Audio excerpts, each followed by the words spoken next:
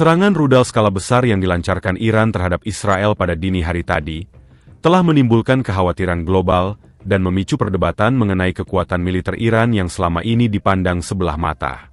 Keberhasilan serangan tersebut yang dilaporkan menembus sistem pertahanan Iron Dome Israel menandai babak baru dalam dinamika geopolitik Timur Tengah. Laporan-laporan awal menunjukkan penggunaan teknologi rudal canggih yang mampu menghindari deteksi sistem pertahanan udara Israel. Kemampuan rudal-rudal tersebut untuk menembus pertahanan udara dengan akurasi tinggi, serta peluncuran terkoordinir dalam jumlah besar, menunjukkan tingkat kecanggihan teknologi militer Iran yang sebelumnya belum terungkap secara luas.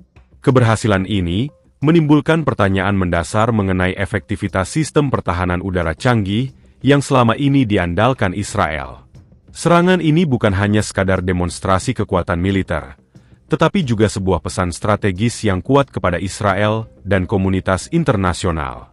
Kemampuan Iran untuk meluncurkan serangan presisi tinggi dalam skala besar menimbulkan kekhawatiran akan potensi eskalasi konflik di kawasan tersebut.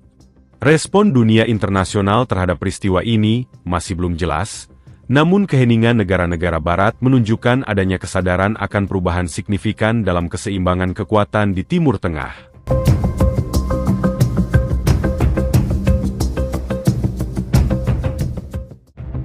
Kemampuan militer Iran kembali menjadi sorotan dunia menyusul demonstrasi kekuatan yang mengejutkan khususnya bagi NATO. Kebungkaman aliansi tersebut di hadapan demonstrasi ini menunjukkan betapa efektifnya Iran dalam mengembangkan kapabilitas pertahanan yang canggih. Para ahli militer dan strategi perang sepakat bahwa pengembangan rudal-rudal ini dilakukan secara rahasia dan terselubung. Analisis militer saat ini masih berupaya mengidentifikasi jenis rudal yang digunakan. Dugaan kuat mengarah pada rudal Khorramshahr, juga dikenal sebagai Khaybar atau EMA-3, dua teknologi rudal canggih Iran yang selama ini dirahasiakan. Kemampuan rudal ini yang berhasil didemonstrasikan menimbulkan pertanyaan besar mengenai bagaimana Iran mampu mengembangkan teknologi sedemikian canggih tanpa terdeteksi oleh intelijen Barat. Ketidakmampuan Israel dan sekutu-sekutunya di Barat untuk mendeteksi pengembangan teknologi rudal ini menimbulkan spekulasi mengenai metode yang digunakan Iran. Salah satu teori yang berkembang adalah penggunaan jaringan terowongan bawah tanah dan fasilitas produksi tersembunyi yang sangat efektif dalam menghindari pengawasan, bahkan dari badan intelijen sekelas CIA. Keberhasilan Iran dalam menjaga kerahasiaan proyek ini menunjukkan tingkat kecanggihan dan kedisiplinan yang tinggi dalam program pertahanan negaranya. Keberhasilan ini juga mempertanyakan efektivitas sistem intelijen Barat dalam memonitor perkembangan militer di kawasan tersebut.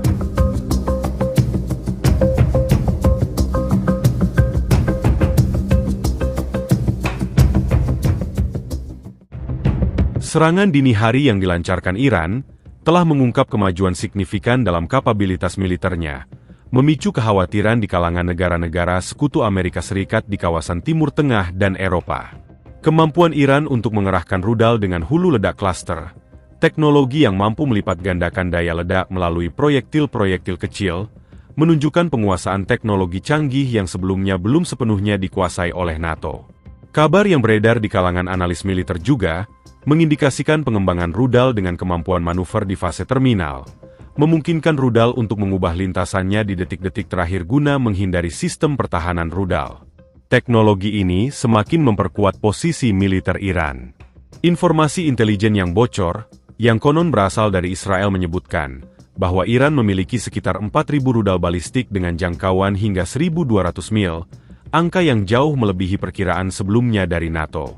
Jumlah ini menunjukkan kapasitas ofensif yang luar biasa dan menimbulkan ancaman serius bagi negara-negara di kawasan khususnya Israel.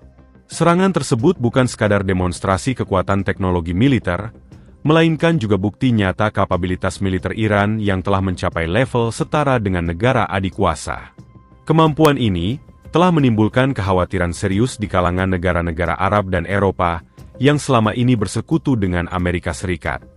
Laporan dari kalangan diplomat internasional menunjukkan bahwa beberapa negara Eropa tengah mempertimbangkan kembali kebijakan mereka terhadap Iran, mencerminkan dampak signifikan dari demonstrasi kekuatan militer Iran tersebut terhadap peta geopolitik regional.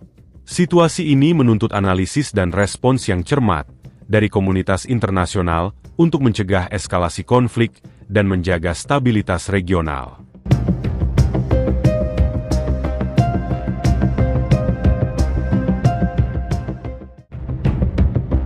Jerman dan Prancis dilaporkan telah mengadakan pertemuan darurat untuk membahas implikasi kemampuan rudal balistik Iran yang jauh melampaui perkiraan sebelumnya.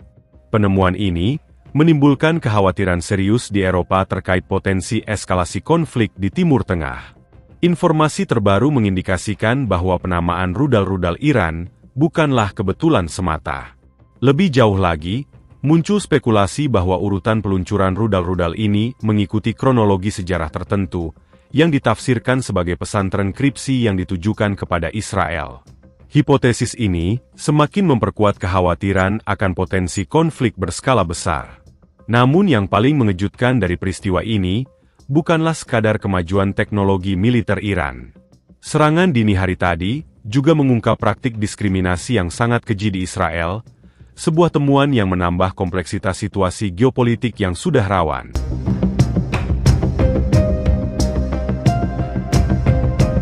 Konflik bersenjata seringkali mengungkap sisi tergelap kemanusiaan. Di tengah kepanikan serangan rudal di Israel, di mana warga berlarian mencari perlindungan, terungkap sebuah realita yang lebih mengerikan.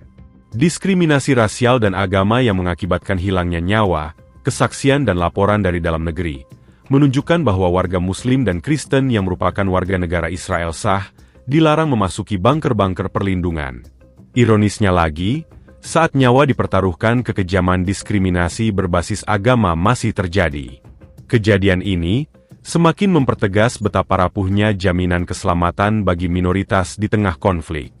Lebih tragis lagi, 4 perempuan Kristen dari satu keluarga, termasuk seorang ibu dan 2 putrinya yang masih berusia 13 dan 20 tahun, meninggal dunia akibat penolakan akses ke bunker perlindungan. Mereka menjadi korban bukan karena kurangnya tempat perlindungan, melainkan karena agama mereka. Kejadian ini bukan sekadar catatan kelam dalam sejarah konflik Israel, tetapi juga merupakan cerminan nyata kegagalan kemanusiaan. Peristiwa ini menuntut investigasi menyeluruh dan pertanggungjawaban atas tindakan diskriminatif yang mengakibatkan hilangnya nyawa warga negara yang seharusnya dilindungi.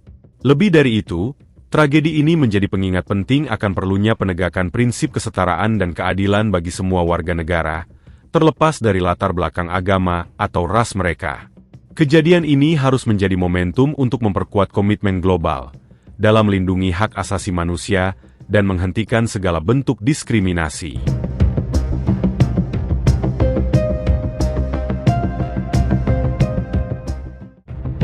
Krisis terkini di Timur Tengah telah mengungkap hipokrisi negara-negara yang mengklaim sebagai benteng demokrasi. Klaim Israel sebagai satu-satunya negara demokrasi di Timur Tengah terbantahkan oleh tindakan diskriminatif yang dilakukan terhadap warga negaranya sendiri di tengah krisis ini. Perlakuan yang tidak adil ini mempertanyakan kredibilitas klaim tersebut dan menimbulkan pertanyaan serius mengenai komitmen terhadap nilai-nilai demokrasi yang digembar-gemborkan. Reaksi dunia internasional terhadap serangan Iran yang mendasari krisis ini sama mengejutkannya. Keheningan negara-negara Barat yang biasanya cepat mengutuk dan mengancam sanksi terhadap pelanggaran HAM dan agresi sungguh mencengangkan. Keengganan untuk memberikan respons tegas menunjukkan adanya pergeseran signifikan dalam dinamika politik global.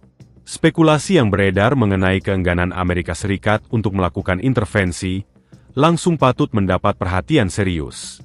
Pentagon yang dilaporkan tengah mengevaluasi ulang kekuatan militer Iran setelah menyaksikan demonstrasi serangan yang luar biasa ini, menunjukkan adanya keraguan dan perhitungan strategis yang kompleks. Hal ini menimbulkan pertanyaan mengenai efektivitas peran Amerika Serikat sebagai polisi dunia yang selama ini diklaim.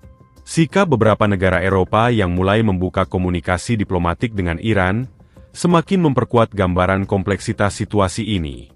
Ketakutan menjadi target serangan selanjutnya tampaknya telah mengalahkan prinsip-prinsip dan komitmen mereka terhadap sekutu-sekutunya. Sikap netral Uni Eropa yang biasanya kompak mendukung Israel, dan bahkan kecenderungan beberapa anggotanya ke Iran, menunjukkan adanya pergeseran signifikan dalam konstelasi politik regional dan global.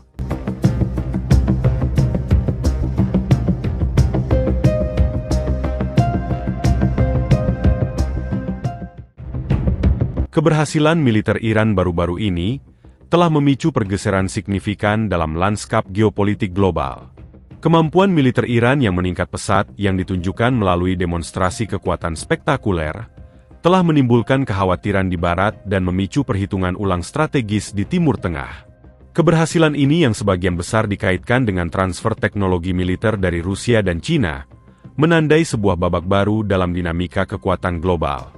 Rusia dan China sebagai pemasok teknologi kunci bagi Iran, tentu saja mengamati perkembangan ini dengan kepuasan. Keberhasilan teknologi militer yang mereka berikan kepada Iran membuktikan efektivitas dan daya saingnya di panggung dunia. Hal ini memperkuat posisi strategis mereka dalam persaingan global dan menunjukkan keberhasilan strategi aliansi mereka. Negara-negara Arab yang sebelumnya merasa terancam oleh Iran, kini dipaksa untuk mengevaluasi kembali posisi politik dan strategi keamanan mereka. Beberapa negara bahkan telah memulai jalur komunikasi rahasia dengan Teheran, mengindikasikan upaya untuk menghindari konfrontasi dan mencari stabilitas regional. Hal ini menunjukkan pergeseran signifikan dalam keseimbangan kekuatan di kawasan tersebut, di mana Iran kini memegang pengaruh yang lebih besar.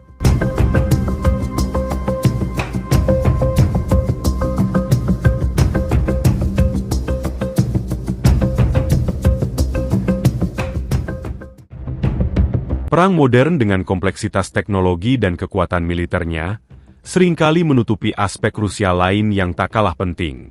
Nilai-nilai kemanusiaan, konflik bersenjata, bagaimanapun canggih teknologinya, pada akhirnya tetaplah interaksi antar manusia.